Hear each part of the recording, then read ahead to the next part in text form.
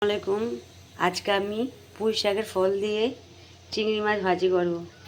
আর দেখুন আমি আলু আর পুঁই শাকের ফলটা ছোট ছোট করে কেটে নিয়েছি। আমি একটা চুলায় কড়াই বসিয়ে দিচ্ছি আর এর মধ্যে তেল দিচ্ছি আর দিচ্ছি কাঁচামরিচ, পেঁয়াজ আর চিংড়ি মাছ। আজকে আমি এই চিংড়ি মাছ দিয়ে পুঁই শাকের ফলটা ভাজি করব।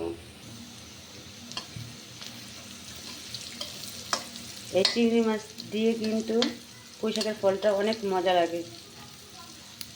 এখন আমি পুঁই শাকের ফলটা দিয়ে দিব। এখন আমি নেড়ে চেড়ে দিচ্ছি। এখন আমি একটু নেড়ে চেড়ে দিচ্ছি।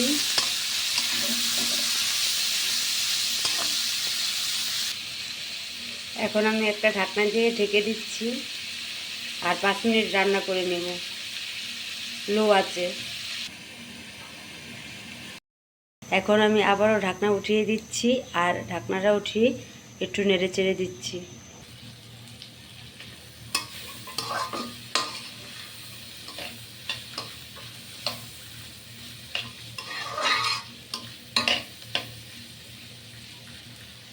এখন আমি আবারও ঢাকনা দিয়ে ঢেকে দিচ্ছি।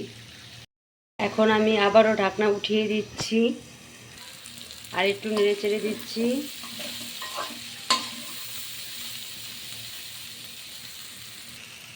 দেখুন তৈরি হয়ে গেল মজাদার পুঁই শাকের ফল দিয়ে চিংড়ি মাছ রেসিপি। আপনাদের যদি আমার এই রেসিপিটা যদি ভালো লেগে থাকে তাহলে অবশ্যই লাইক, কমেন্ট, শেয়ার করতে ভুলবেন না।